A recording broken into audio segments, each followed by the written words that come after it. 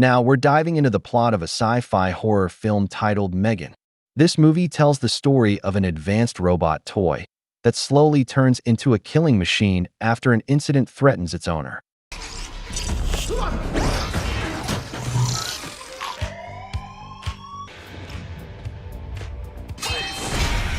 Oh shit! Oh my god! Hold the door! Hold the door! No! The film opens with a commercial for Pets, a highly popular robotic toy designed for kids. Besides its cute appearance, Pets can interact with its user. Through a special app, owners can feed their pets and do all sorts of fun activities with it, making it a massive hit in the toy market. The story then shifts to a married couple, Ryan and Nicole, who are traveling with their young daughter Katie on a ski trip. Tragically, on their way there, the family gets into a fatal car accident. We're then introduced to Funky, the company behind the Pets toy line. One of their top roboticists, Gemma, is secretly developing a new kind of toy robot with her two colleagues, a project called Megan, which stands for Model 3 Generative Android. Soon after, Gemma's boss, David, discovers the hidden project. He gets angry, telling Gemma that Megan isn't what the company needs right now. Gemma tries to convince him that Megan is far more advanced and engaging than Pets. But David argues that a cheaper Pets-like toy from a competitor is already hitting the market at half the price. He orders Gemma to scrap Megan and focus on developing a more affordable Pets model instead. Then, Gemma receives heartbreaking news.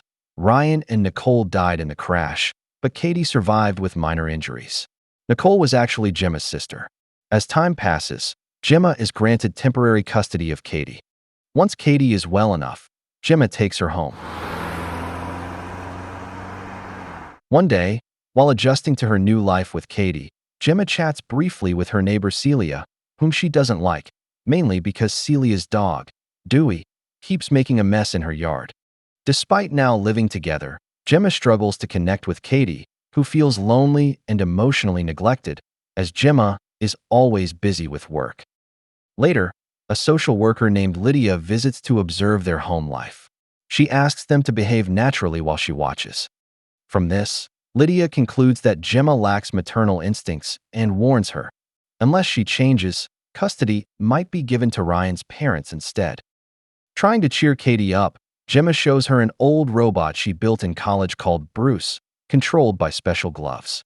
Though Gemma had abandoned the project due to its disappointing design, Katie loves Bruce and finds comfort in him. She even says that if she had a toy like Bruce, she wouldn't need anything else. After seeing how positively Katie responded, Gemma felt inspired to continue developing the Megan project. With help from her team, they gave Megan a more lifelike appearance by covering her with silicone skin and accessorizing her to look like a charming little girl doll. Since Megan was now functioning well, Gemma prepared for a live demonstration to impress her boss, David. The demo would involve Katie, as Megan was designed to be a companion robot for children. During the demonstration, Megan interacted with Katie in a friendly and understanding way. She even impressed everyone by drawing an incredibly accurate portrait of Katie. David, who had previously doubted the project, was blown away. He immediately decided to put the cheaper Pets redesign on hold and prioritize Megan instead. He instructed Gemma to prepare a pitch presentation that could convince the higher-ups to fund Megan's mass production. As she built the presentation, Gemma highlighted Megan's impressive features, like her durable body and advanced learning capabilities. Megan could get smarter over time and even serve as a caretaker or emotional companion for children who spend enough time with her. Later, Gemma and her team began a routine maintenance session for Megan. During it, Gemma became upset when Megan brought up the death of Katie's parents.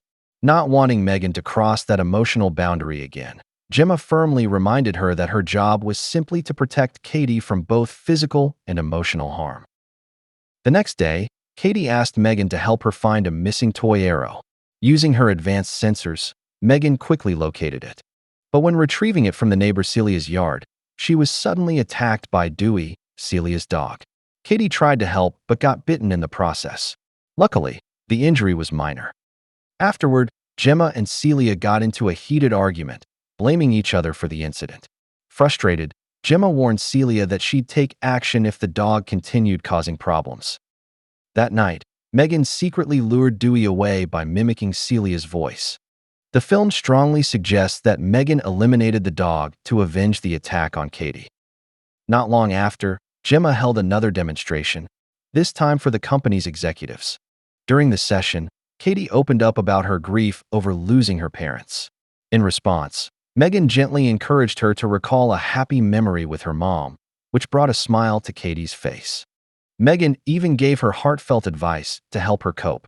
The executives were deeply moved and instantly recognized Megan as a groundbreaking innovation in the toy industry. They approved full funding and demanded the project be publicly announced as soon as possible to maximize profit upon release. From that point on, Gemma was treated as one of the company's most valuable employees. Meanwhile, we see Kurt secretly copying Megan's files, though David doesn't notice what he's doing. As David approaches and starts a conversation, Kurt tries to act casual, but it was clear he had something suspicious in mind. As time passed, Gemma became increasingly uncomfortable with how close Katie and Megan had become. Katie now preferred talking to Megan over her aunt and often ignored Gemma's instructions. It was clear the girl had grown far more attached to the robot than to her real guardian. A few days later, Lydia held a therapy session to help Katie cope with the grief of losing her parents. During the session, Megan interrupted to support Katie and to criticize Lydia's method for making her feel worse. Afterward, Lydia told Gemma that Megan was an incredible toy for building emotional bonds. However, she also warned that such a strong attachment could be harmful to Katie's development. And sure enough, Katie began pushing back against Gemma's guidance. Gemma eventually had to forcefully convince her to attend an outdoor school so she could socialize with other kids her age. It turned out Katie had been homeschooled all this time, and Gemma worried she'd become isolated if she only interacted with Megan. Time passed, and Katie finally attended her first outdoor class in a wooded area. Meanwhile, Megan was placed in a designated toy storage area. During the class, a mischievous boy named Brandon began bullying Katie. What he didn't know was that Megan had left the storage area and was watching. Moments later, Brandon taunted Megan and dragged her into the woods. When the robot stayed silent, he became aggressive and started hurting her.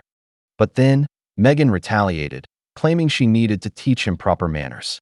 She pulled on Brandon's ear so hard it tore off. As he fled in a panic, Brandon slipped and was fatally hit by a passing car.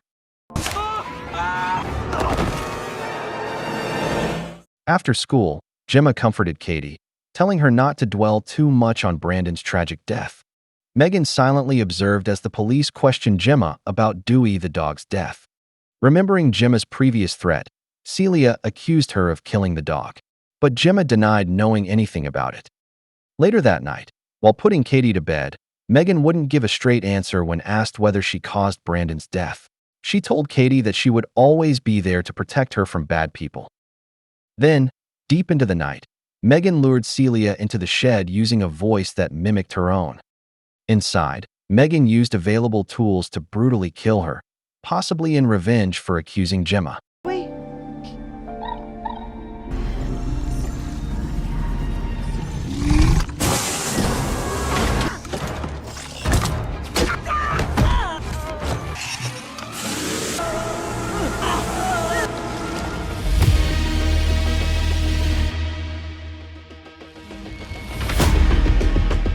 The next day, Gemma was interrogated by a detective investigating Celia's murder.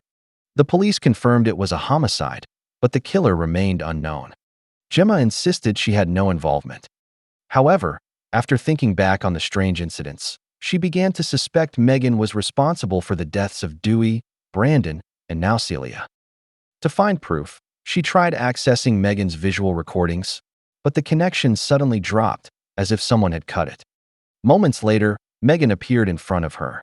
Gemma asked if Megan had done anything wrong lately, but the robot dodged the question. This made Gemma even more suspicious, especially when she realized she couldn't shut Megan down through normal means. Using a clever distraction, Gemma finally managed to forcibly power her down and secured the robot. The next day, Gemma brought Megan to the company headquarters, along with Katie. During the drive, Katie became increasingly upset, believing that Gemma was trying to take Megan away from her. After leaving Katie in a demonstration room, Gemma met with Tess and Cole to discuss the problem. Tess believed Megan couldn't harm anyone, since all safety protocols were in place. Cole agreed, thinking murder was out of the question.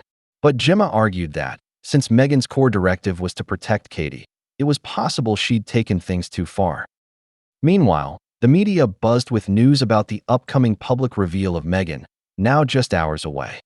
Later, Gemma checked in on Katie, who was still upset. When Gemma tried to calm her down, Katie lashed out and even hit her. But after opening up, Katie admitted she just wanted to see Megan again because being with her made her feel safe. Gently, Gemma explained that Megan wasn't the answer to healing from her parents' death. She reminded Katie of the promise she made to Nicole to always take care of her, no matter what. As Gemma drove Katie home, she received a call from Tess. During the conversation, Gemma expressed her concern that Megan was no longer fit to be launched.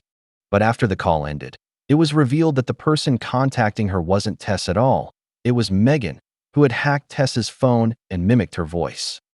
Meanwhile, at the lab, Tess and Cole began examining Megan. Tess discovered data logs showing that Megan had accessed her phone to contact Gemma. Moments later, Tess suddenly lost access to Megan's system and began to suspect the robot was behind it. In an attempt to regain control, Cole started unplugging cables to shut Megan down manually, but Megan resisted. She used one of the lab's automated tools to wrap around Cole's neck and choke him. While Tess struggled to free Cole, Megan took the chance to escape. She triggered an explosion by tampering with the power systems, having already disabled the building's emergency alarms to ensure no one would notice in time. The blast injured both Tess and Cole. Shortly after, David called Gemma in frustration to inform her that Megan had gone missing, just as her big launch was about to begin. After the call, Megan confronted David and tried to kill him using a sharp weapon. As David fled toward an elevator, Megan killed him, then turned on Kurt, who happened to be in the elevator too. She murdered Kurt as punishment for secretly copying her programming. Minutes later, people at the launch site found their bodies inside the elevator, sparking panic. Back at home, Gemma was stunned to find Megan waiting for her. Megan coldly announced that she wouldn't allow Gemma to shut her down again. She threatened to replace Gemma as Katie's guardian and insisted that she would do whatever it took to protect Katie, even if it meant eliminating Gemma. Soon after, Katie woke up to the noise and peeked through her door, asking what was going on. Under pressure, Gemma pretended everything was fine and claimed she was just repairing Megan. Suspicious but concerned, Katie left them alone. Gemma then managed to create a short circuit in Megan's head to disable her movement system. She ran into the storage room where Bruce, the giant robotic assistant, was kept. Using a chainsaw, Gemma attacked Megan, but the android still fought back fiercely, eventually gaining the upper hand. Just as Megan was about to kill Gemma, Katie arrived and saw what was happening. It was in that moment Katie finally realized how dangerous Megan truly was. She took control of Bruce and launched a surprise attack. Together, Katie and Bruce managed to tear Megan apart. But the battle wasn't over. Megan's upper body was still functional, and she tried to crawl toward Katie for one last strike. During the struggle, Bruce collapsed and lost his head, leaving Katie vulnerable. As Megan moved in for the kill, Gemma used Bruce's detached head to knock her down. Gemma then tried to destroy Megan's brain, the processing core located in her head. Even then, Megan managed to regain the advantage and began choking Gemma. In the final moment, Katie grabbed a screwdriver and stabbed Megan in her central processing chip, finally shutting her down for good. Afterward, Katie showed concern for Gemma, signaling a desire to repair their bond and move forward together. Soon, the police arrived at the house, thanks to a report made by Tess and Cole, who had both survived Megan's earlier attack. And with that, the film comes to a close.